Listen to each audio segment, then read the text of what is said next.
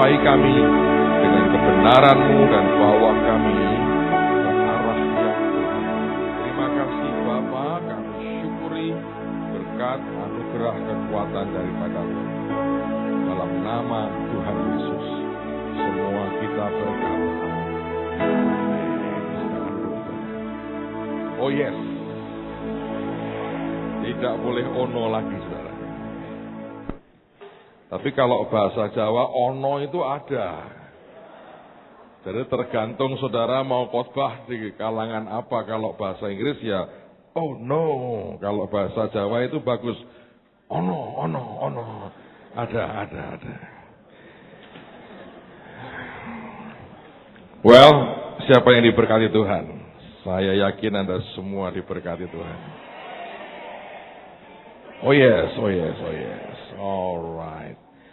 Saudara sekalian, saya mau bagi ini pembicaraan di meja makan dengan Bill Wilson, tapi mencelikkan mata rohani betul. Jadi saya mau bagikan kepada Anda hari ini.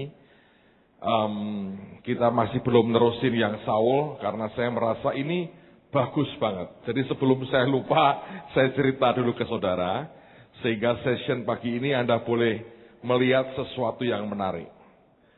Kemarin waktu makan siang itu, dia sharing sesuatu yang dia tidak mau cerita, tapi kemudian dalam waktu ngobrol itu, kepancing akhirnya, kemudian dia cerita.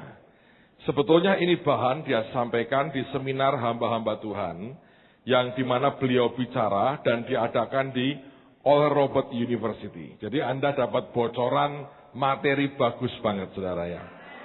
Cuma bukan soal materi bagus banget, karena toh saya bukan orisinil yang mempelajari ini, saya hanya nyambungin apa yang saya dapat, tapi ini bagus sekali, sehingga saya pikir kalau saya tidak bagikan ke saudara, rugi besar. Oke? Beliau ini selalu berkata begini, sebetulnya hampir dapat dikatakan, tidak ada pintu yang sungguh-sungguh tertutup buat kita, untuk kita bisa menjamah hidup manusia. Segera Anda mungkin dalam sekian bulan lagi akan kembali ke tempat masing-masing. Dan saudara akan berhadapan dengan kota atau daerah yang berbeda. Sebagian terbuka sekali orang-orangnya, sebagian tidak. Bagaimanapun tetap, Pastor Bill berkata gini, selalu ada jalan, selalu ada jalan. Nah, sekarang saya mau tunjukkan kepada Anda satu jalan yang luar biasa. Ketika saya dengar sharingnya, ada yang lompat di hati saya. Dia tidak ngomong sejauh yang akan saya sampaikan tadi. Biasalah kalau Anda itu sudah dapat ide dari orang, Anda bisa punya beberapa langkah lebih maju neruskan karena sesuatu yang Anda lihat orang lain tidak lihat. Ya, jadi ini saya sampaikan, sebetulnya ini sharingnya dia, cuma saya lihat sesuatu sisi lain yang kami lewati dan saya berkata itu betul banget. Oke? Nah sekarang mari kita buka firman Tuhan. Di 2 Samuel pasal yang kelima, 2 Samuel pasal yang kelima, lihat mulai ayat yang ke-6 sampai dengan ayat yang ke-10. Judulnya Daud merebut Yerusalem dan menetap di sana. 2 Samuel 5 ayat yang ke-6.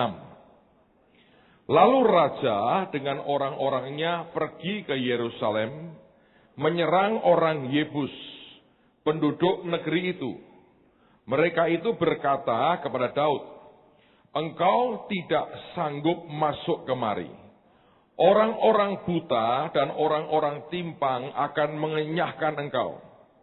Maksud mereka, Daud tidak sanggup masuk kemari. Ini menghina sebetulnya. Mereka itu begitu yakin dengan proteksi yang mereka bangun. Dengan tembok kota yang sangat tebal dan dengan pertahanan yang begitu hebat. Sehingga mereka berkata, ini kalau yang jaga, dia berkata, orang-orang timpang, orang-orang buta yang jaga pun, Daud kamu tidak bisa masuk. Tidak perlu tentara yang besar, tidak perlu pasukan hebat. Dia berkata, cukup orang buta, orang timpang yang jaga.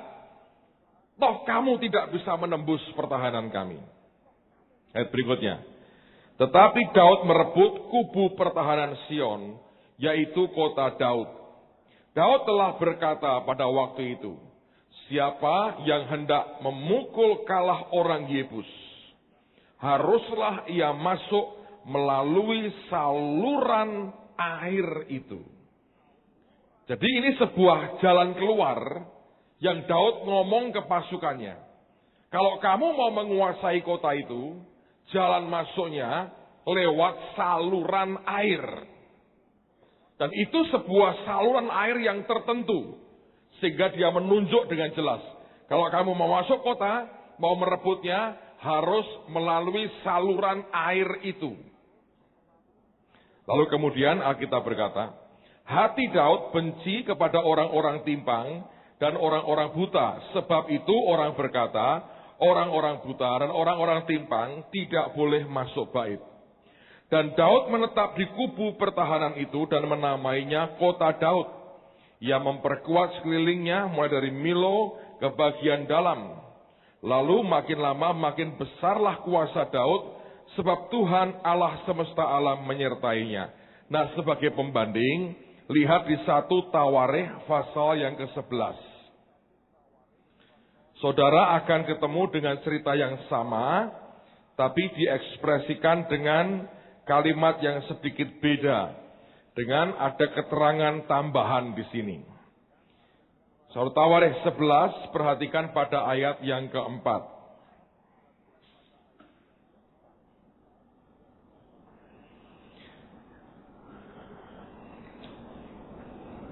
Judulnya Daud menetap di Yerusalem dan merebut Yerusalem dan menetap di sana. Lalu Daud dengan seluruh orang Israel pergi ke Yerusalem. Itulah Yebus, dan di sana orang Yebus adalah penduduk negeri itu. Penduduk Yebus berkata kepada Daud, engkau tidak sanggup masuk kemari. Tetapi Daud merebut kubu pertahanan Sion, yaitu kota Daud. Daud telah berkata, siapa lebih dahulu memukul kalah orang Yebus, ia akan menjadi kepala dan pemimpin. Lalu Yoab anak Seruya yang menyerang lebih dahulu, maka ia menjadi kepala. Lalu Daud menetap di kubu pertahanan itu, sebab itu orang menamainya kota Daud. Ia memperkuat kota itu di sekelilingnya, mulai dari Milo bahkan sekelilingnya seluruhnya, sedang Yoab membangun kembali selebihnya dari kota itu. Lalu makin lama makin besarlah kuasa Daud, sebab Tuhan semesta alam menyertainya. Nah, saya mau cerita sebuah riset yang beliau buat. Kalau kita baca ayat ini mungkin tidak berarti terlalu banyak. Tapi beliau ini buat riset, saudara. Ternyata bukan sekedar saluran air biasa yang dipakai oleh Daud sebagai entry point atau titik masuk atau lubang untuk masuk kota itu. Itu kota dipagani begitu kuat dengan pertahanan yang sangat hebat. Sampai mereka begitu yakin Daud tidak bisa masuk. Tetapi raja ini mengerti satu prinsip. Dia memperhatikan dengan baik dan dia berkata begini. Bagaimanapun ada entry point-nya. Bagaimanapun ada titik untuk kita bisa masuk. Dan yang dalam Alkitab kita dipakai nama saluran air. Nah, ketika para arkeolog meneliti akan kota Sion itu. Kalau Anda tahu Yerusalem, siapa yang pernah ke Yerusalem? Coba angkat tangan. Not bad, lumayan loh saudara, ini luar biasa ini. Kok pergi sama-sama angkatan ini Pak Hasto?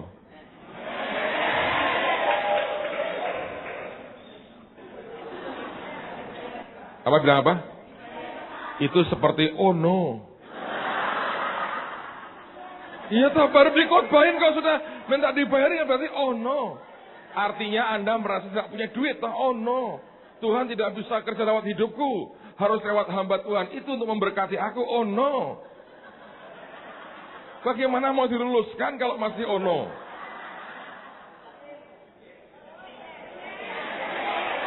Ya sekarang baru iya. Kasihan Bill Wilson terbang, Anda dia terbang, dia balik oh no.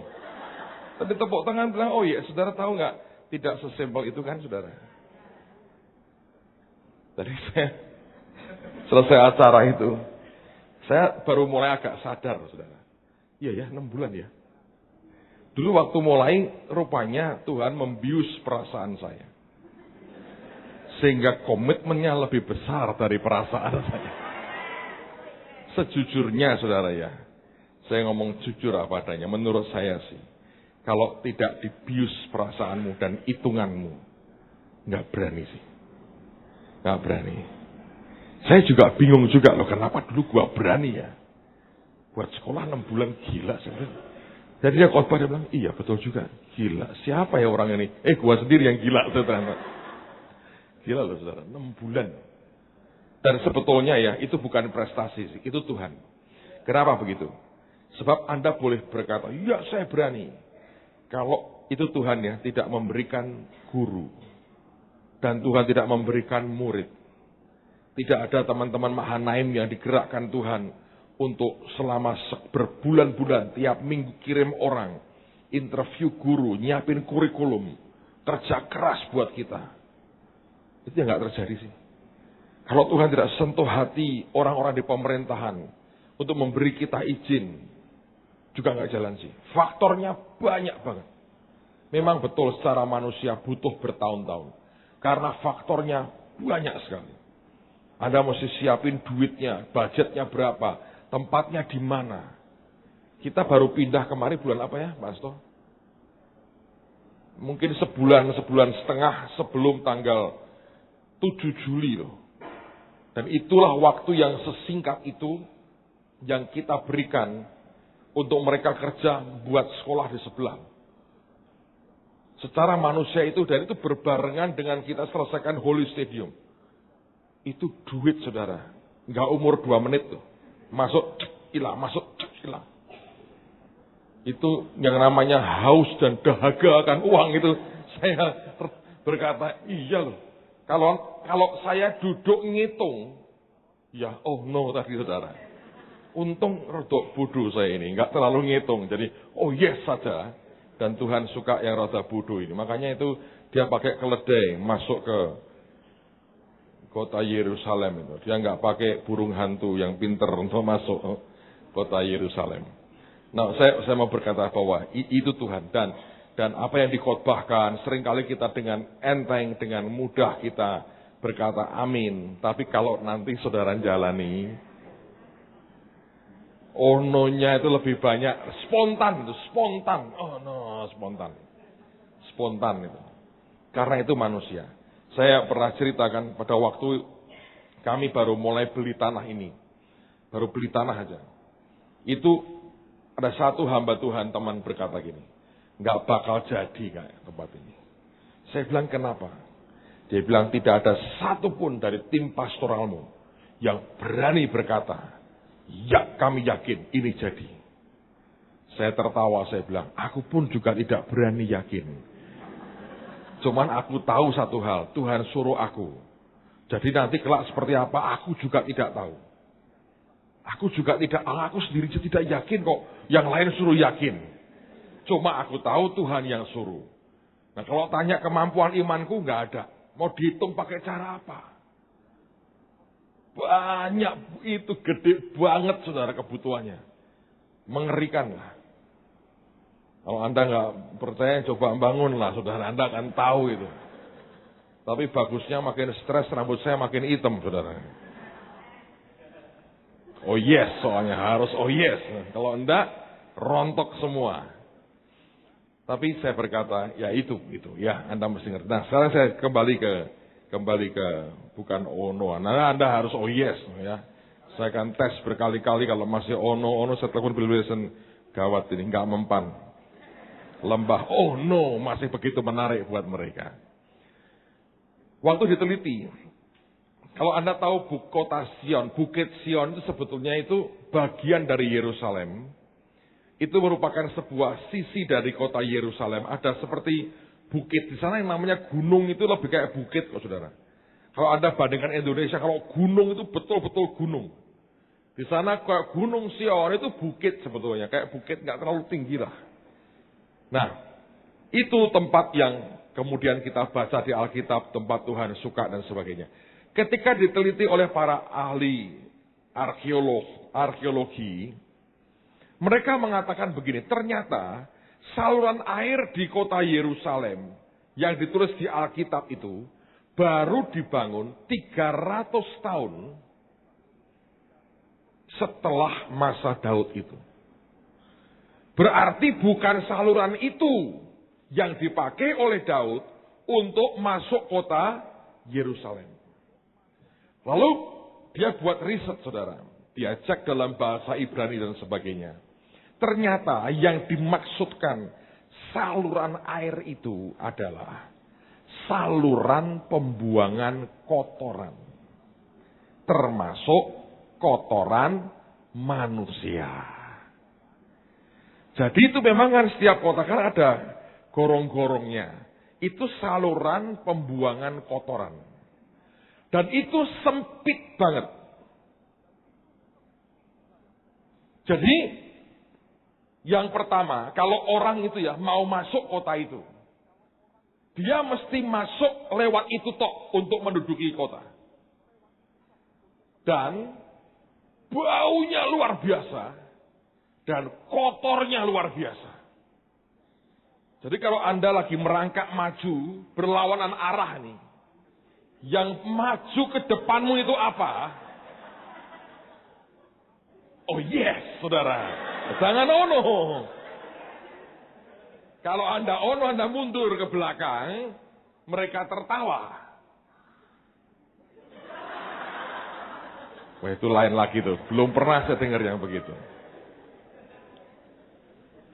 Jadi satu itu. Yang kedua, karena lorongnya sempit, mereka yang masuk harus melepaskan baju perangnya. Itu akan artinya resiko banget. Jadi begitu terbuka, begitu lemah, begitu gampang dilukai. Dan jaraknya itu kira-kira 60 feet. Berapa ya itu ya kira-kira ya? 18 meter ya. 18 meter ya. Ini berapa ini ya? Lebih kali ya? Kurang lebih lah mungkin katakanlah ujung sana sampai ujung sana. Nggak terlalu panjang kan? Nggak terlalu panjang sih. Tetapi Anda mesti masuk.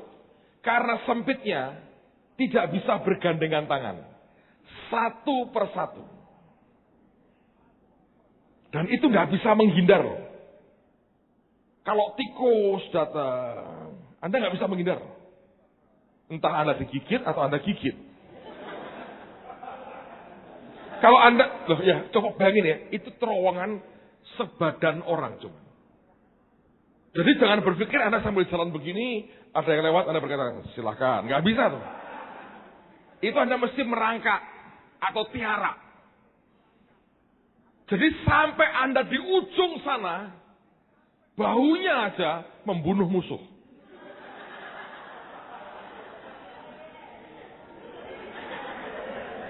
Tapi untuk masuk ke situ, tidak ada orang mau. Siapa sih yang mau? Di tempat semua yang jorok kita buang. Lalu kita masukin lagi seperti itu. Dan Bill cerita, dia ngomong begini, itu selalu ada tempat untuk sebuah kota ditaklukkan. Waktu dia ngomong begitu, saudara, pengertian saya muncul. Gini ya, ini kenyataan yang kami alami 6 bulan ini. Anda pengen lihat kegerakan terjadi. Jangan masuk lewat saluran yang bersih. Apalagi gerbang terbuka dengan hosana, hosana. Nggak umur tuh. Sebentar lagi teriak, salibkan dia, salibkan dia. Kalaupun pintu gerbangnya tertutup rapat seperti apa, masuklah lewat saluran kotoran. Cari tempat yang paling jorok, yang paling kotor, yang orang tidak mau. Dalam hal ini dia mulai dengan tempat pembuangan sampah. Di Mahanaim orang mulai dengan tempat pembuangan sampah. Mereka mulai dengan pemulung. Kalau Anda perhatikan yang di Semarang, dari Januari itu, sama persis. Tempat yang orang tidak mau. Tempat yang orang berkata, ini bau sekali. Dan tempat itu, semua kotoran bisa ditimpakan ke kita. Anda bisa sesak nafas di dalam loh. Ya toh? Kalau kota sudah mengalami wabah muntaber, Anda bisa bayangin tuh. Yang lewat, siapa beliau-beliau yang lewat? Mungkin berasal dari raja, tapi dari raja atau rakyat bentuknya sama.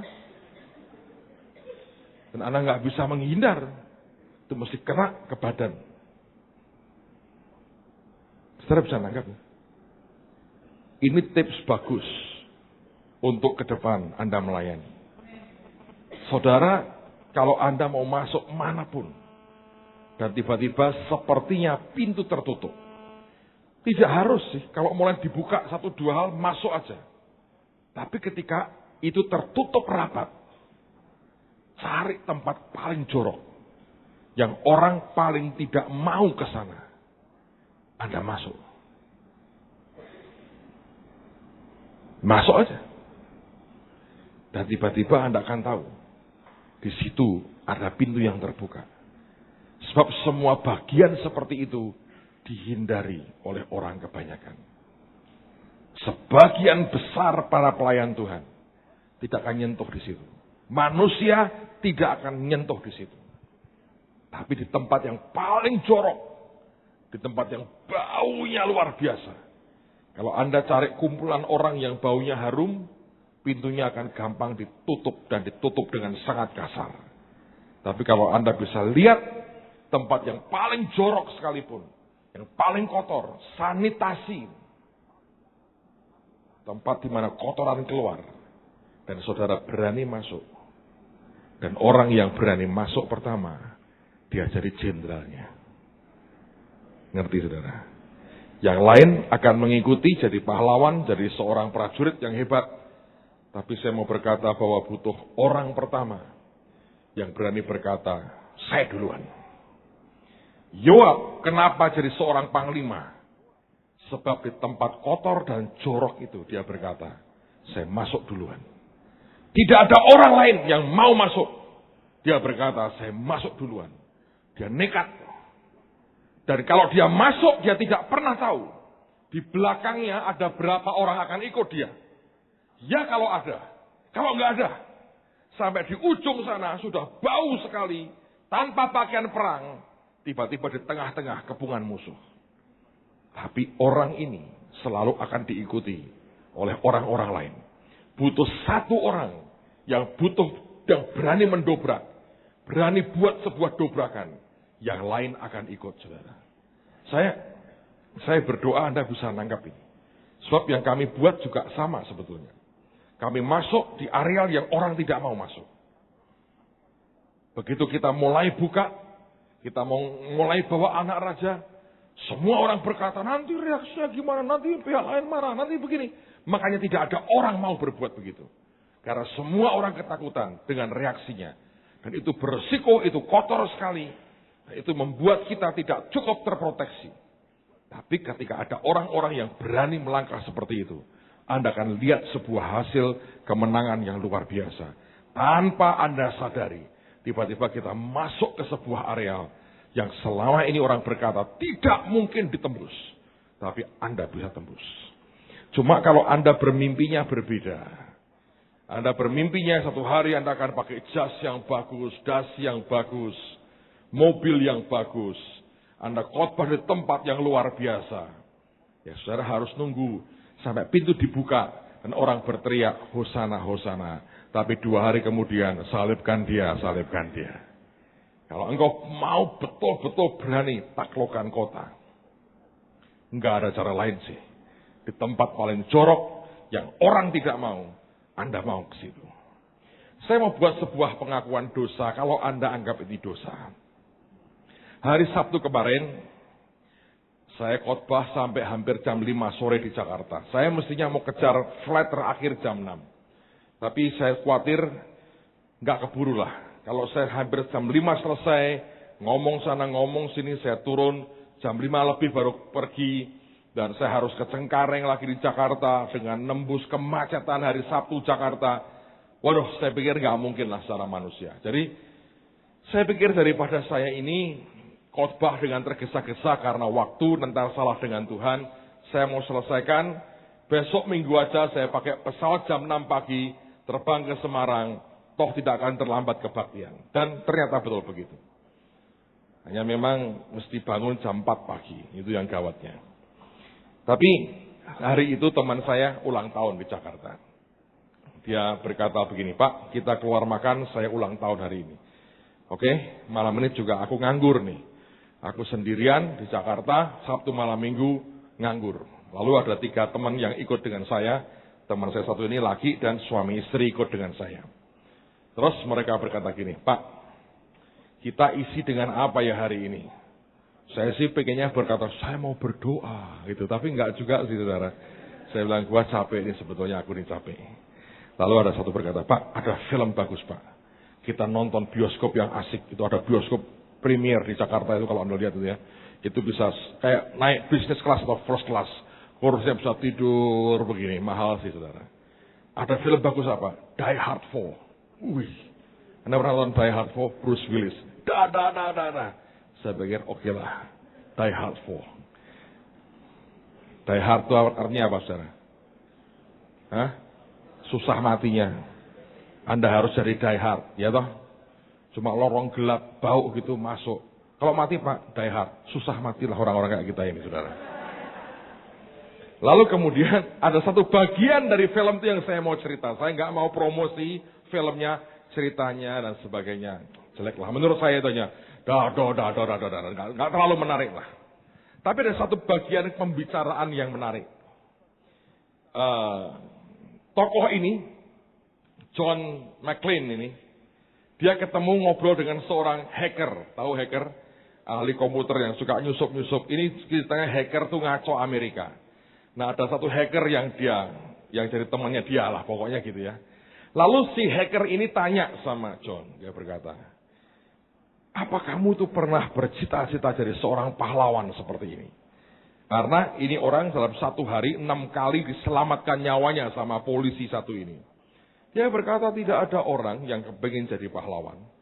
Tidak ada sebetulnya. Loh, kenapa kamu bisa jadi kamu yang sekarang ini? Kok sampai kamu jadi pahlawan? Jawabannya begini. Ada hal yang harus dikerjakan. Dan orang lain tidak mau mengerjakan. So aku kerjakan aja hal yang harus dikerjakan. Dan orang lain tidak mau mengerjakan. Itu membuat aku jadi seperti aku adanya sekarang ini. Saya pikir itu betul. Kalau Joab berkata, ya lu dululah Simon atau siapa masuk. Dia gak akan pernah jadi pemimpin. Tapi ketika rajanya berkata, ada lorong sanitasi, gorong-gorong sanitasi. Ini bau sekali. Joroknya luar biasa. Pasti licin. Kamu harus tahan nafas.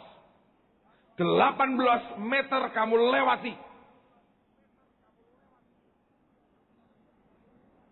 Tapi kamu harus lepas baju perangmu. Baju besimu, sirahmu lepas semua. Ketopong tidak perlu. Ntar keramas 30 kali. Kamu akan bau sekali. Kamu akan rentan dengan serangan. Tapi ini caranya. Kalau mau kuasai kota, ini caranya. Saudara tahu apa yang terjadi? Satu orang Yoab berkata, saya masuk. Dan waktu dia mulai merangkak, dia merangkak aja.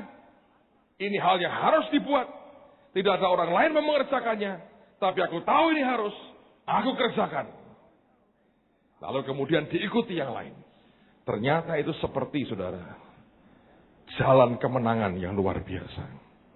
Dalam kehidupan kita seringkali jalan kemenangan itu lorong gorong-gorong 18 meter. Yang bau sekali, yang jorok sekali, dan yang mengerikan sekali. Pertanyaannya adalah, apakah saudara mau melewatinya? Nanti setelah Oktober baru ketemu lagi dan berkata, oh yes, oh no saudara. Sebab Itu orang lain tidak mau loh. Kita suka ke tempat di mana banyak orang mau ke sana karena kita pikir itu menarik. Saya berkata memang menarik sih. Di tempat orang rame di sana memang menarik. Tapi sejujurnya ada yang lebih menarik dari itu. Yaitu kalau Anda berani masuk di tempat yang orang sudah tidak pernah pengen masuk ke sana. Dan begitu Anda terobos, saudara akan melahirkan perkara-perkara besar. Kalau Anda lihat teman-teman Mahanaim misalnya, sama tuh. Tempat pembuangan sampah, anak-anak dilayani. Dulu saya sempat tertawain sih. Waktu mereka pengen buat ide untuk sekolah, bagaimana nyampur antara anak orang mampu dengan anak pemulung. Saya berkata ya, mana mau mereka dicampur begitu. Saya coba yakinkan Bu Iin, nggak bisa ini. Saya dulu pernah ono terus, saudara. Oh no. Tadi ketika sekolah gitu, Roh Kudus berkata gini, nah rasain toh. Kamu dulu ono, saya lihat, iya ya, sekarang aku harus, oh yes. Kalau Tuhan mau bisa sih. Dan ternyata itu tempat, itu paling bagus. Di Amerika dibuat survei. Sekolah, kalau masyarakatnya, anak-anaknya, semua dari kalangan bawah semua, tidak bisa berkembang. Jadi liar, tidak pernah maju, dan tetap di level mereka. Dari kelas tinggi sekali, tidak pernah tumbuh juga. Anak-anaknya mentalnya payah semua. Yang terbaik kalau dicampur. Yang punya duit, melihat perjuangan anak yang di bawah. Mereka berkata, mereka tidak punya, mereka berjuang. Hati mereka juga mengasihi yang di bawah. Dan tertantang.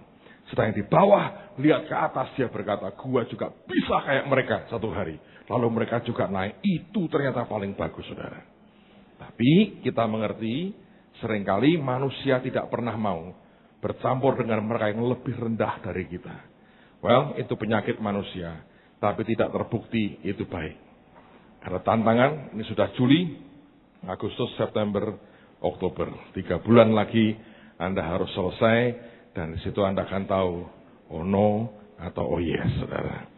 Setiap ada tawaran tidak, oh no, Anda masih ingat Bill Wilson. So pasang ke fotonya gede-gede di Alkitabmu, sehingga setiap kali ada tawaran tidak enak, ke Afrika, ke Papua, masuk pedalaman Kalimantan, dan sebagainya. Saya tidak punya ide lebih buruk dari itu. Masuk tempat sampah, tinggal dengan mereka. Saya lihat orang-orang itu ya, sampai berani tinggal dengan mereka loh. Bukan cuma berkunjung loh, tinggal di situ. Hamil, setelah menikah, anaknya gugur, mati, keluar cacat. Tapi tetap bertahan tuh. Itu karena orang-orang itu lihat yang Tuhan mau mereka lihat. Saya berdoa semua kita jadi orang-orang seperti itu. Amen. Ayo berdiri sebentar, saudara. Setelah break kita akan teruskan tentang Saul. Tapi saya berdoa, ini sharing akan memberkati. Sebelum saya lupa, saya perlu bagi buat Anda. Karena saya merasa akan jadi kunci bagi hidup Anda di kemudian hari. Silakan duduk. Mari teruskan belajar tentang hidup orang yang bernama Saul. 1 Samuel 18, kita akan lihat mulai ayat yang ke-6.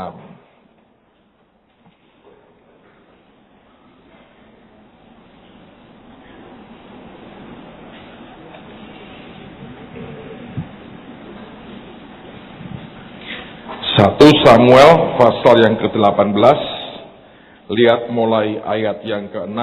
Judulnya Saul benci kepada Daud. Keberhasilan dan kebencian itu satu paket. Kalau Anda berhasil, Anda juga akan diikuti oleh kebencian. Karena kenyataannya itu satu paket. Tidak bisa dihindari, walaupun itu fakta yang sangat menyedihkan sekali. Ayat yang ke-6. Tetapi pada waktu mereka pulang, ketika Daud kembali sesudah mengalahkan orang Filistin itu, Keluarlah orang-orang perempuan dari segala kota Israel, menyongsong Raja Saul, sambil menyanyi dan menari-nari dengan memukul rebana, dengan bersukaria dan dengan membunyikan gerincing. Dan perempuan yang menari-nari itu menyanyi berbalas-balasan, katanya, Saul mengalahkan beribu-ribu musuh, tetapi Daud berlaksa-laksa. Kalau Anda baca ini, jangan dibaca dengan begitu saja. Anda bisa bayangin nggak? Anda kan sudah ngerti tentang situasi hati daripada Saul. Bahwa orang ini luka. Lukanya karena tertolak ketika dia pertama kali diangkat sebagai raja. Ingat, sejak itu obsesinya dia adalah ingin mendapatkan dukungan dari manusia, dari rakyat. Nah, pada waktu setiap kali ada kesempatan bisa mendapatkan dukungan rakyat, selalu dia manfaatkan. Tetapi begitu dukungan mulai goyang, mulai hilang, maka dia akan berbuat apapun untuk mengembalikan dukungan itu kepadanya. Saudara sekalian, orang semacam ini adalah orang yang lupa dari awalnya kenapa dia dipilih Tuhan sebagai raja. Dia lupa bahwa segala sesuatunya itu penetapan Tuhan, bukan karena upayanya. Nah, ini yang dimaksud seringkali orang mengawali dengan roh, mengakhiri dengan apa? Daging. Makanya perhatikan betul hati kita. Bagaimana cara memperhatikannya? Perhatikan reaksi-reaksi hatimu. Ketika engkau menghadapi sesuatu, perhatikan reaksi-reaksi hatimu. Kalau reaksimu itu reaksi yang terus salah, atau reaksi yang tidak benar, maka saudara harus cepat memahami dan cepat mengerti ada sesuatu yang keliru di dalammu. Tapi kalau kita tidak pernah memperhatikan reaksi hati kita, nanti tiba-tiba kita sudah begitu jauh dari apa yang Tuhan mau. Saul, Anda mesti ngerti, dari awal orang ini orang yang sangat kecanduan dukungan orang. Obsesinya sudah bukan lagi apa yang Tuhan mau, tapi bergeser begitu jauh menjadi apa yang orang lain mau. Nah, hari itu ketika mereka menang perang, rakyat, kaum wanita datang mengeluh-elukan menyambut Saul. Dan mereka menyanyi berbalas-balasan. Artinya ada dua kelompok waktu itu. Dua kelompok loh. Jelas kalau berbalas-balasan itu bukan medley. Iya toh? Artinya kalau kata berbalas-balasan itu saut menyaut. Berarti minimal ada dua kelompok. Nah, mungkin kelompok pertama, kelompok yang lebih tua-tua. Yang kepingin anaknya dijadikan sebagai istrinya Saul atau Yonatan. Ini kelompok ibu-ibu yang kepingin jadi besannya Saul mungkin. Karena Saul punya Yonatan, mereka punya anak-anak gadis. Lalu mereka dengan rebana, mereka menyanyi, Saul mengalahkan beribu-ribu. Lalu muncul yang lebih muda, yang tergila-gila dengan Daud. Mereka itu nyautnya itu provokatif. Karena ada kata tetapinya. Jadi sambil mereka senang, menurut saya sih saudara, ini ejek, saling mengejek. Ya toh? Mereka nyanyi, Saul mengalahkan beribu-ribu. Yang muda-muda berkata, tetapi Daud berlaksa-laksa, katanya begitu. Nah itu dinyanyikan. Loh mereka nggak berantem saudara. Mereka nggak berantem sih. Mungkin itu antara ibu dengan anak, tante dengan keponaan, oma dengan cucunya, ya kan, bisa kan? Nah itu mereka nggak berantem, tapi saling mengejek sebetulnya. Kata berbalas-balasan kan artinya sebuah pernyataan dibalas. Itu kan sudah, Anda ngerti ya, itu bahasa saling ngejek sebetulnya. Jadi itu kenyataan. Kalau Anda perhatikan di mana-mana sampai hari ini rakyat, orang kebanyakan suka begitu. Coba ya, kalau Anda mendengar satu orang memuji hamba Tuhan tertentu, Nanti pasti ada orang berkata, tetapi, nah selalu ada begitu. Atau sebaliknya, ada orang jelekin hamba Tuhan tertentu. Nanti ada pihak lain berkata, tapi kamu, nah terus kemudian diteruskan. Itu sudah biasa. Nah, kalau kita bukan orang yang terobsesi dengan dukungan manusia, mungkin tidak akan terlalu berasa. Tapi kalau sudah keinginannya itu dipuji orang, didukung orang, diakui manusia, itu merupakan awal yang mengerikan sekali. Nah, buat Saul, ejekan itu kena di hatinya. Sebab itu lukanya dia. Teruskan sekarang.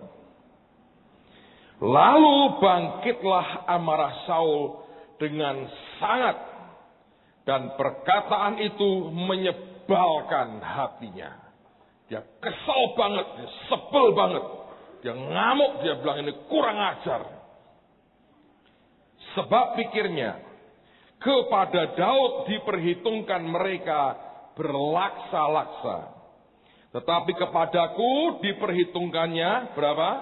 Beribu-ribu. Nah, lihat perhatikan. Akhir-akhirnya jabatan raja itu pun jatuh kepadanya. Saudara sekalian, di antara pemimpin, hal seperti ini sering kali terjadi.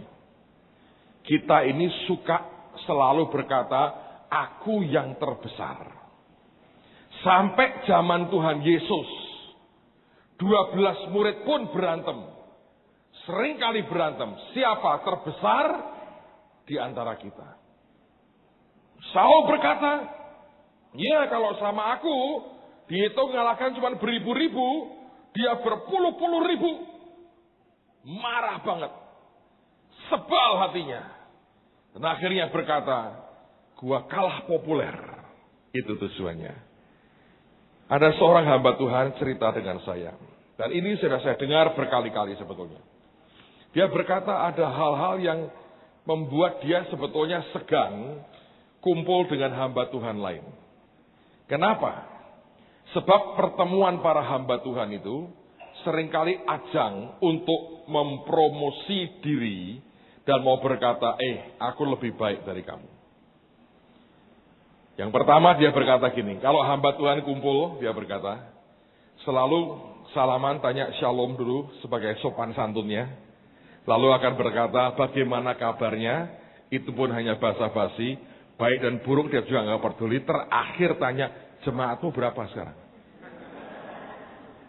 Nah kalau ada yang 100, bulan depan 100, bulan depan 100. Orang akan berkata, kayak Tuhan Yesus ya, kemarin, hari ini, besok, dan selama-lamanya tetap sama.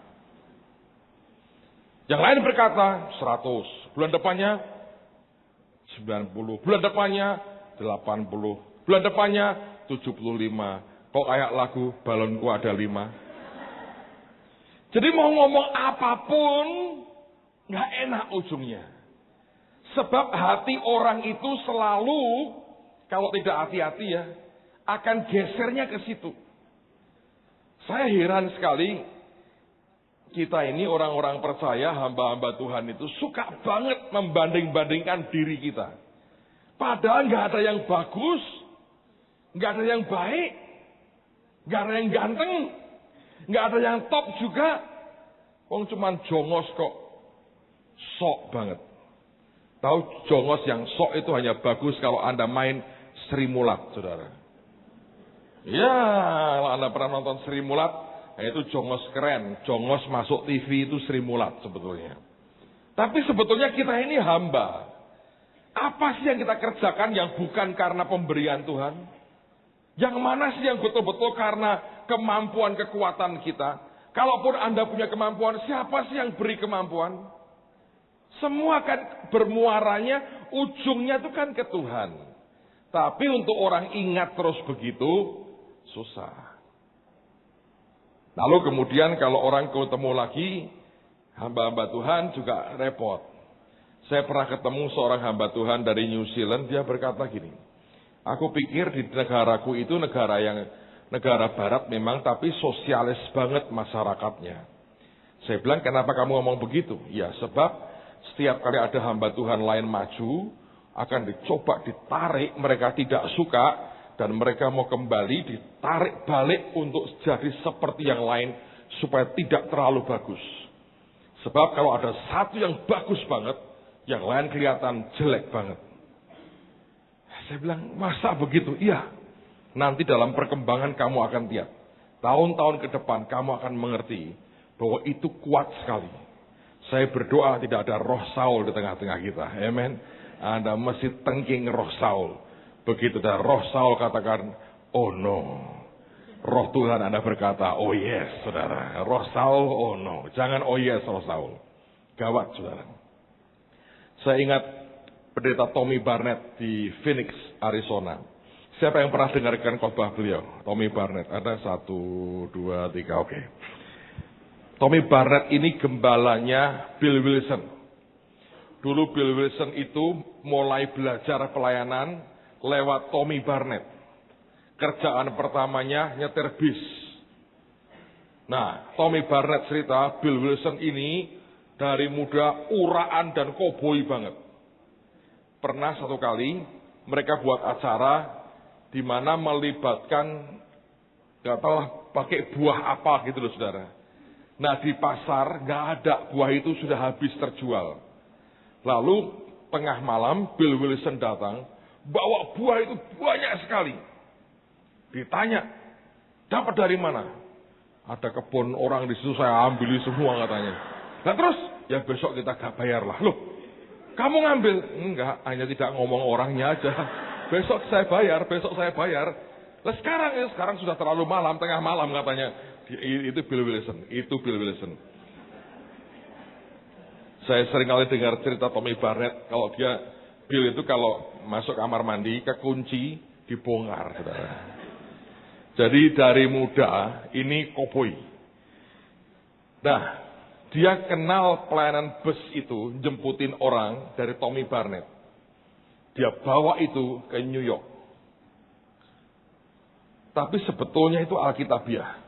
Bawa mereka kemari. Yang kita buat, kita sewain, saudara. Karena saya pikir kalau kita beli bus ratusan, mahal juga sih ya. Dan tempatnya nggak ada, jadi kita sewa. Tapi untuk di Amerika, Anda kadang-kadang harus punya sendiri. Karena nggak mungkin berharap perusahaan bus itu bisa sediakan terus buat kita. Nah itu banyak pergulatan yang berbeda secara lokal. Tapi Tommy Barnett saya pernah tanya begini. Kamu pernah nggak sih ngalami bahwa kamu tuh begitu dia kan sibuk banget. Seminggu 2 kali atau sekali terbang bolak-balik Phoenix, LA. Saya pernah kunjungi akan pusatnya dia yang di Los Angeles. Itu untuk melayani orang-orang yang menderita. Itu puluhan jenis supaya termasuk memberi makan siang gratis kepada orang-orang yang tidak punya rumah dan tidak punya kerjaan. Banyak banget. Nah, di Phoenix dia juga jarang ke sana. Kalau minggu tok, tapi seringkali dia pergi ke seluruh dunia, khotbah dan sebagainya. Lalu kemudian saya tanya, kamu ada nggak sih di kotamu persekutuan hamba-hamba Tuhan? Ada. Kamu diundang nggak? Terus. Datang nggak? Jarang. Mereka marah nggak? Sangat. Karena aku nggak pernah datang. Mereka berkata apa? Aku sombong. Terus kamu ngomong apa? Dia ketawa. Terus dia cerita. Tapi saya tidak akan buat. Saya tidak menganjurkan Anda buat itu. Kecuali Anda mau jadi Stefanus di Rajam Batu, saudara. Percayalah. Dia kumpulkan semua pendeta di kotanya dia. Diajak makan siang di gereja dia. Dikasih makan siang yang oke. Mereka semua happy. Wah, Tommy Barnett berubah loh. Kita semua diundang makan siang di gerejanya. Ngumpul semua. Lalu dia mulai ngomong. Dia berkata, saudara-saudara, saya mau cerita keadaan saya. Semua kan mau buat klarifikasi apa ini. Orang Kristen suka dengar klarifikasi. Nggak pernah kelar, saudara, saya beritahu. Nggak pernah kelar. Nggak pernah clear juga. Dia cerita, aku ini loh, tanggung jawabku seperti ini. Scheduleku keliling dunia kayak begini. Kamu kan tidak ngerti yang aku hadapi hari demi hari. So, makan siang ini sebagai makan siang perpisahan. Dia bilang, tolong mengerti aku. Aku mau undang kalian supaya kamu tidak usah undang aku lagi. Kita kerja sama-sama. Aku tidak akan musuhan. Sekali-kali aku datang. Tapi jangan mengharapkan aku terus tiap kali datang di pertemuanmu. Bukannya aku tidak mau, aku nggak punya waktu. Coba cerita ke aku ambil waktu yang mana? Dari seminggu seperti ini itu aku sediakan yang mana buat kalian? Dan akhirnya mereka diam. Saya tanya, ngerti nggak? Enggak. Sebab orang kalau tidak menjalani, tidak pernah bisa mengerti. Saudara, waktu kita ini sama, sehari 24 jam. Bagi beberapa orang tidak ada yang sehari 36 jam atau 72 jam. Tapi kesibukan ketatnya jadwal kita semua orang berbeda. So, saya berdoa kalau Anda jadi hamba Tuhan, jangan nuntut orang lain. Anda kerjakan bagianmu, berkati orang lain. Setiap orang itu punya bagian masing-masing. Kalau mau bersatu tidak usah sering kumpul-kumpul, malah banyak ributnya. Hati diberesi, ketemu akan hangat. Hati gak beres, ketemu perang dingin, buat apa? Dan nanti akan jadinya orang-orang munafik. Waktu ketemu shalom-shalom. Begitu orang itu pulang, kita maki-maki habis di belakang. Ngabisin waktu, ngabisin tenaga, doamu gak didengar Tuhan. Engkau doa Tuhan berkata, bohong. Terus saya diam aja. Untuk apa? Yang penting hati diberesin. Amen, saudaraku. Saya bukannya anti pertemuan. Saya juga mau berkata, aku juga gak ada waktu sebetulnya untuk pertemuan begitu. Kalau hari ini, jam ini ada waktu, Anda tahu yang saya mau buat? Tidur sebetulnya, saudara. Saya butuh banget tidur. Tapi nggak bisa juga. Jam 12 saya mesti selesai. Saya ada tamu dari militer mau datang ke saya. Saya ketemu satu orang lagi. Kemudian saya mesti balik siap-siap untuk sore ngajar lagi. Besok urusan sekolah pagi-pagi. Harus ke Madiun 2 hari, ke Ngawi sehari. Saya balik lagi. Anda mau tahu jadwalnya, saya beritahu jadwal saya. Saya pulang hari, saya Jumat saya urusan sekolah. Sabtu saya khotbah. Sabtu malam saya terbang ke Jakarta. Minggu pagi sampai seharian khotbah di Jakarta. Ada teman saya, teman lama, teman SMA. Gerejanya mau bangun gedung gereja baru. Dan mereka, dia mesti itu. Saya kemudian balik Senin sore. Seminggu saya di Semarang dengan semua urusan seabrek. Kemudian saya mesti ke seminar SHRK minggu berikutnya. Lalu minggu berikutnya lagi saya mesti ke Jakarta, ada kebaktian preman, ke Malang 2 hari, nono ke Cirebon juga. Terus kemudian saya ke Amerika 1 minggu, saya pulang ke Amerika hari Selasa jam 1 siang, jam 3 siang dari Jakarta saya terbang ke Surabaya, naik mobil sejam ke Gresik, KKR Kesembuhan Ilahi 2 hari, terus saya pulang, malam khotbah doa malam di gereja, hari berikutnya ke Wonosobo.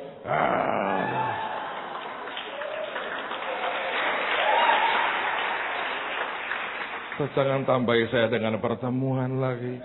Dan bicara yang nonsen, saudara. Lebih baik berarti buat saya tidur. Supaya hidup saya lebih panjang, saudara. Ngeri saya kalau saya ceritain jadwal saya ngeri. Tahun depan sudah diisi orang. Saya akan ke Jerman seminggu, bukan sebulan, seminggu aja. Ke Jepang juga berapa hari saya nggak tahu, seminggu lagi kayaknya. Dan masih banyak yang lain. So, banyak banget. Terus insya Allah daripada Anda pusing dengan jadwal saya. Saya pun tidak saya pikir tak jalani gelinding baik. Alright, lalu Alkitab mengatakan ayat yang ke-9. Sejak hari itu maka Saul selalu mendengki Daud.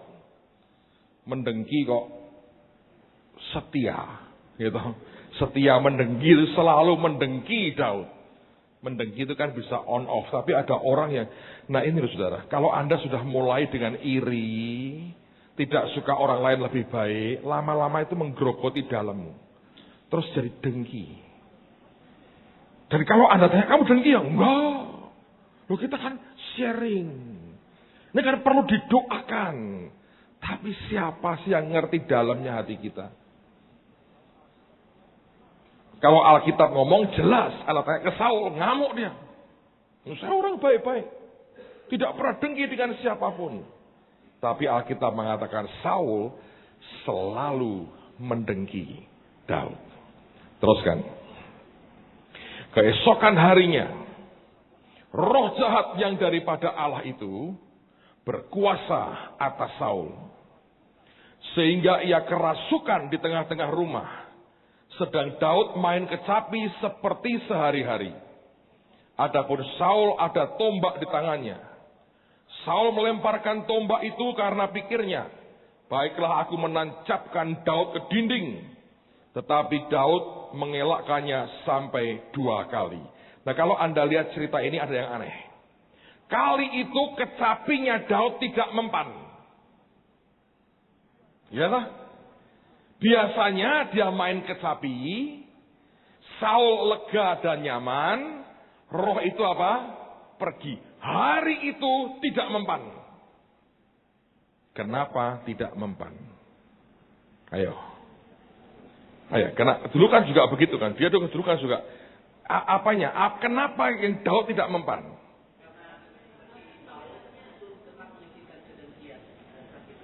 Oke, tapi kan ada kecapi sebetulnya. Ayo. Iya, memang tapi sebetulnya bukan Tuhan yang suruh sih. Itu hanya istilah. Hampir. Ada lagi, ada satu poin yang Anda lewat di sini. Saya cerita ya, dengar baik-baik. Selama ini, saluran Tuhan untuk memberkati Saul siapa? Daud. Tapi saluran itu sudah dia tutup hatinya buat saluran itu. Nangkap gak saudara? Kalau bencinya dia itu mungkin ke orang lain akan beda loh.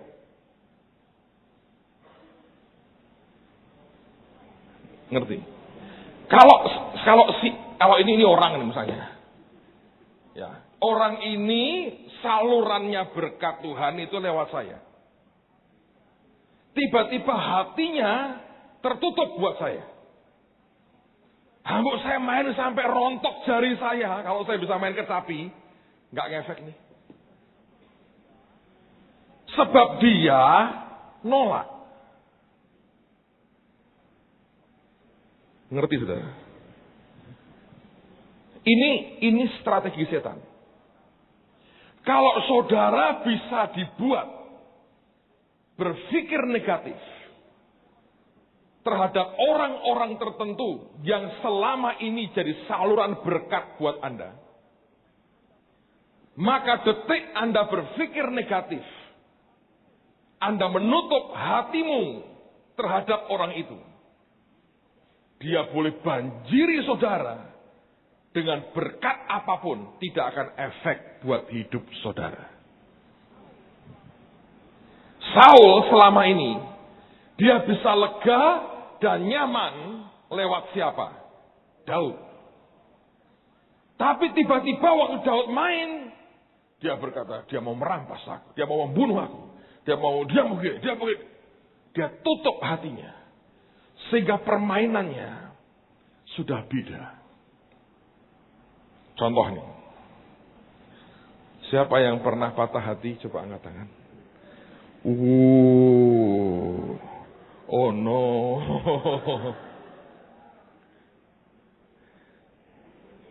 Mari kita ngomong tentang patah hati. Waktu Anda jatuh cinta sama si dia, pepatah berkata, bila cinta sudah melekat, tai kucing rasa coklat.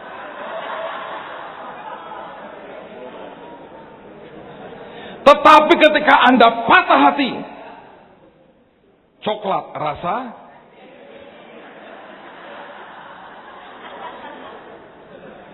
Saudara bisa ngerti gak sih hati manusia itu kayak begitu? Dulu dengan parfumnya Anda tergila-gila. Dulu. Begitu dia membuat hatimu hancur. Jarak 2 meter muntah-muntah. Padahal tidak berubah loh parfumnya. Itu yang dibilang bila Anda sudah patah hati. Coklat dari Swiss pun berasa apa? Kok Anda tahu rasanya ya? seseorang pernah mencicipinya. Oh enggak Pak. Kami telah masuk gorong-gorongnya Yoab tadi. Saul sudah menutup hatinya terhadap Daud. Apapun yang dia mau berikan sejak hari itu tertutup rapat. Dan makanya untuk membuka lagi itu butuh anugerah, saudara. Dan berapa banyak orang sebetulnya tidak mampu untuk membuka dirinya lagi. Lalu pelan-pelan dia akan kering. Pelan-pelan dia akan kering. Pak, kita minta dari tempat yang berbeda salurannya. Tergantung Tuhan. Kalau dia mau berikan Anda orang-orang lain untuk memberikan hidupmu diberkati, dia bisa. Kalau Tuhan berkata tidak, nak, sikap hatimu yang salah. Anda harus bergulat dengan itu. Makanya kalau saudara itu mau dicoba ditipu setan dengan segala cara supaya blessingmu tertutup, hati-hati. Oke, teruskan lagi. Nah, begitu dia dengki, spiritnya masuk. Kedengkian itu, kebencian itu membuka pintu, mengundang malah setan untuk merasuk dia. Dan dia lempar Daud dengan tombak sampai 2 kali. Tidak efek apapun apa yang telah dikerjakan Daud selama ini. 12. Saul menjadi takut kepada Daud karena Tuhan menyertai Daud, sedang daripada Saul ia telah undur. Sebab itu Saul menjauhkan Daud dari dekatnya dan mengangkat dia menjadi kepala pasukan 1000, sehingga ia berada di depan dalam segala gerakan tentara. Daud berhasil di segala perjalanannya, sebab Tuhan menyertai dia. Ketika dilihat Saul bahwa Daud sangat berhasil, makin takutlah ia kepadanya. Jadi ini sebetulnya orang yang harusnya jadi seorang sahabat, tiba-tiba beralih jadi musuh besar, tanpa orang ini memusuhi dia. Suara orang di luar bisa mengubah hatimu, loh saudara. Kalau Anda sering dengarkan suara di luar, hatimu bisa berubah. Yang tadi pendeta Bill bilang itu betul banget. Kalau Anda dengarkan teriakan suara orang di luar, mereka hanya akan meruntuhkan kita dan tidak akan membangun apa-apa. Butuh orang yang berani tutup telinganya dan hanya mendengar apa kata Tuhan, dan dia lakukan persis seperti yang Tuhan mau. Anda bisa melihat sebuah kegerakan, itu akan mulai terjadi. 16. Tetapi seluruh orang Israel dan orang Yehuda mengasihi Daud, karena ia memimpin segala gerakan mereka. Berkatalah Saul kepada Daud, ini dia anakku perempuan yang tertua, Merab.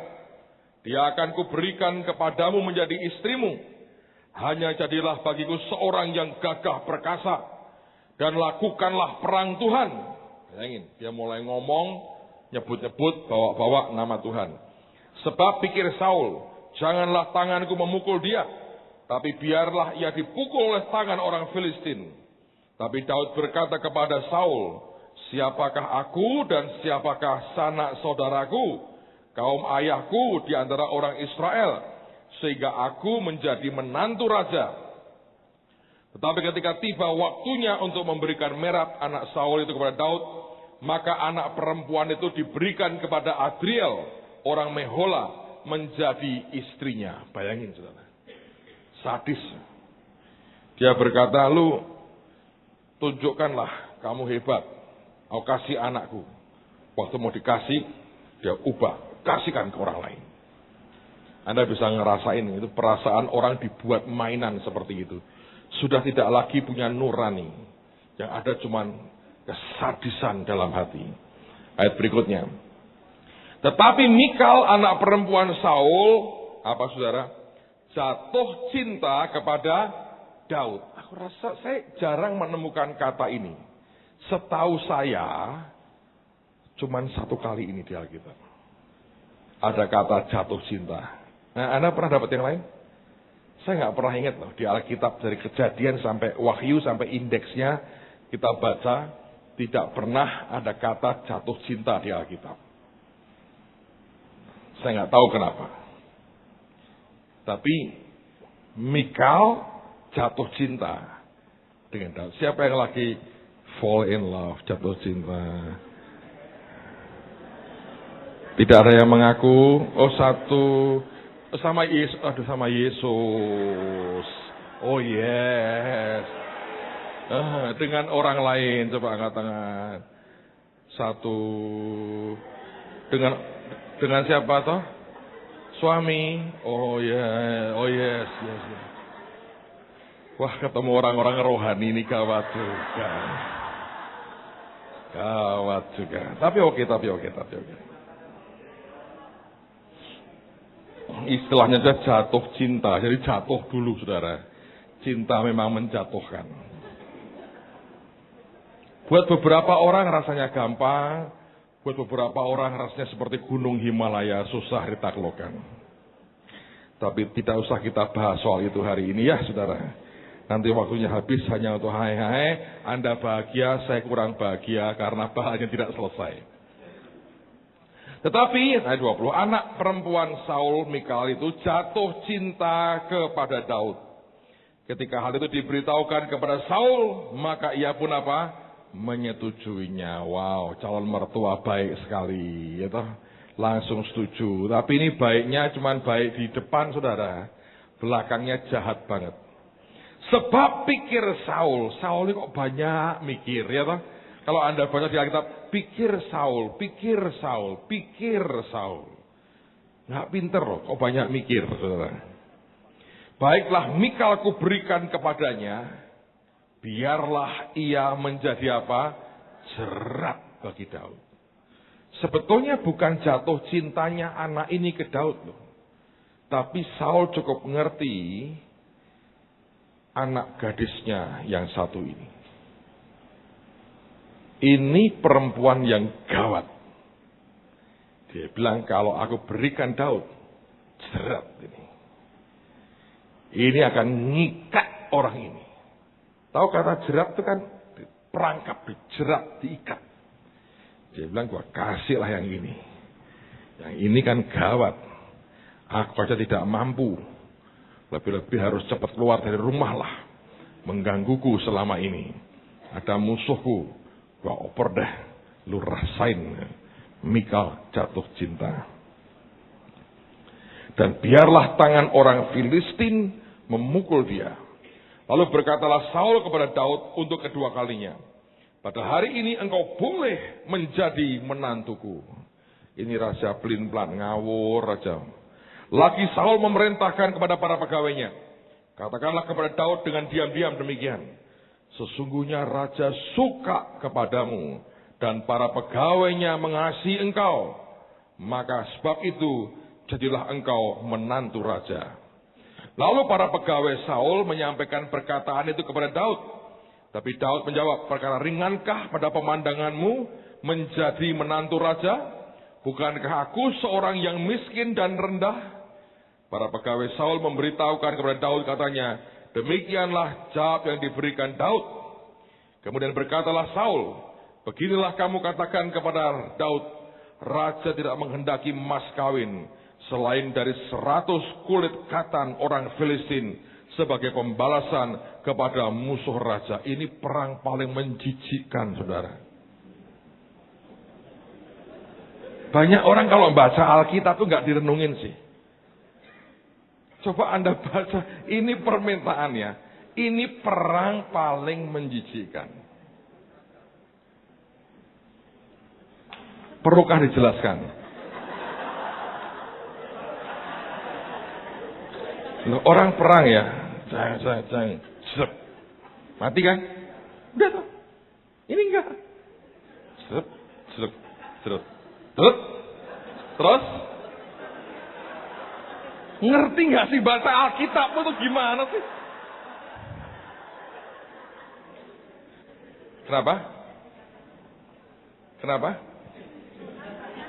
Iya, disunat. Hah? Kitar masal. Iya, makanya saya bilang ini perang paling menjijikkan. Bab, terus? Bayangin. Raja gila itu. 100 lagi. Saya nggak ngerti lah. Orang kalau kerasukan itu bisa begitu ya idenya ya. Tapi itu masuk ke istana raja. Lewat gorong-gorong 100 kulit katan, saudara. Selalu ada cara untuk masuk. Gitu. Ini memang menjijikkan.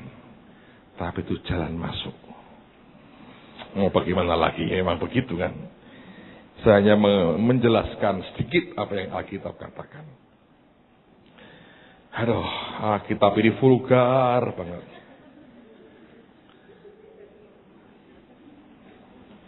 Teruskan.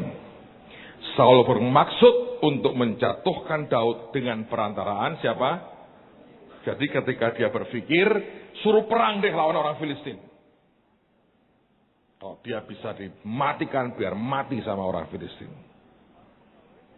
Ketika para pegawainya memberitahukan perkataan itu kepada Daud, maka setujulah Daud menjadi menantu raja. Waktunya belum genap, tetapi Daud sudah bersiap.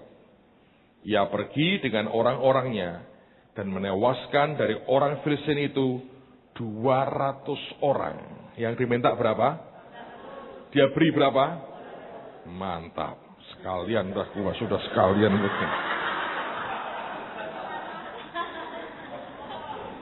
100-nya sudah menjijikan, dia kasih 200, saudara.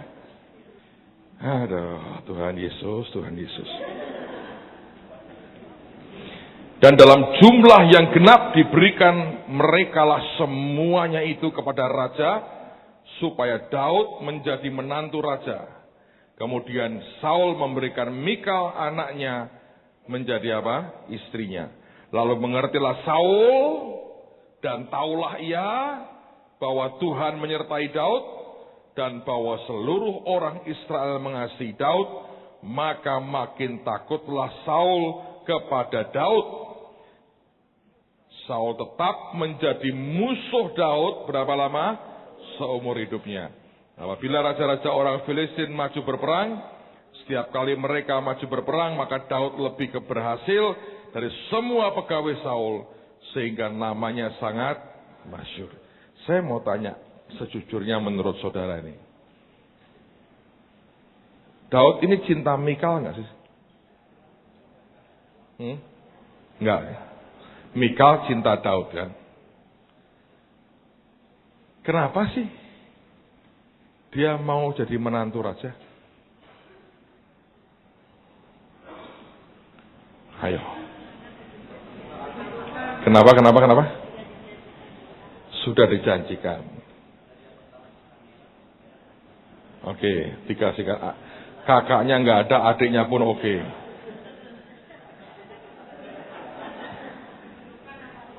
Kedudukan sama uang. Mau berdamai dengan Saul. Ada lagi?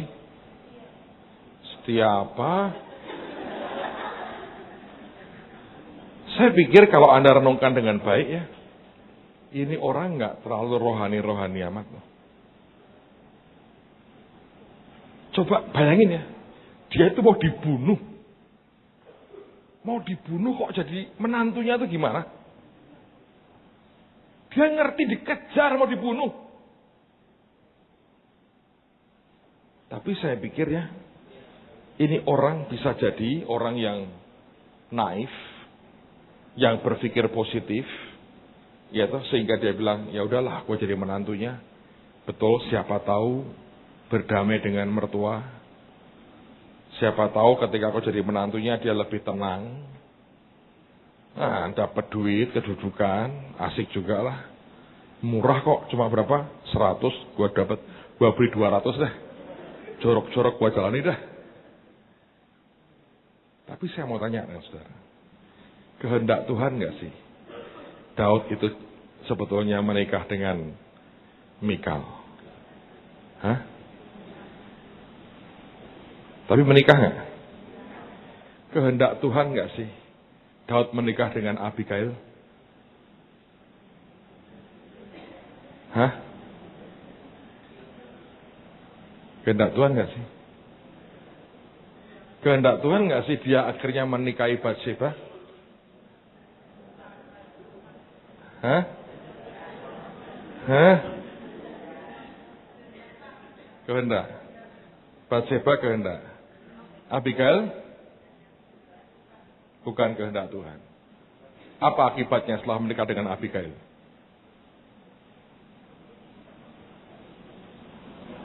Kutukan apa yang dia terima? Anaknya mati kan Batseba, Bu? Abigail mati? Mana ada ayatnya Abigail mati? Pasti dia sudah mati sekarang, saya tahu.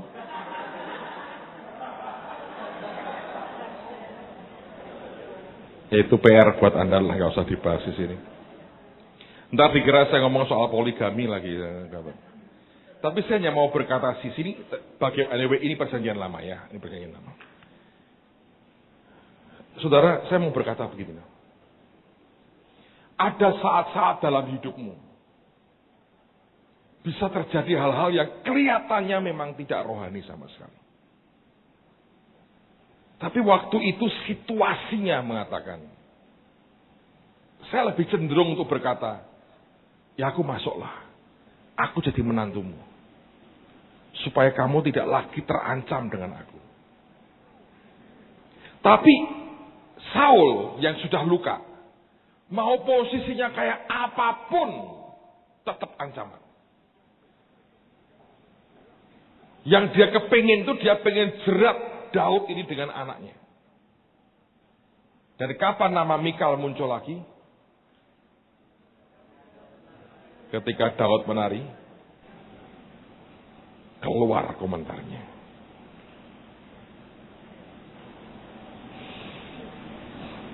Kenyataan memang Mikal tidak bisa menjerat Daud. Nggak bisa kan? Orang boleh mereka-rekakan yang jahat dengan kita. Tapi Tuhan selalu merencanakan yang terbaik bagi anak-anaknya. Hidup kita ini dalam kendali Tuhan. Kontrol Tuhan itu luar biasa buat anak-anaknya. Mau dijerat kayak apa, mau direkayasa buruk seperti apa. Seperti yang Saul buat, biar Filistin bunuh dia, dia malah bunuh Filistin. Biar dia mati, dia malah hidup, dan Filistinnya yang mati. Biar dijerat, dia nggak bisa dijerat. Setiap kali Tuhan menyertai kita, tidak ada orang atau siapapun bisa menyentuh kita. Dia Tuhan yang pegang kendali atas hidup kita. Ayo berdiri sama-sama. Oh yes.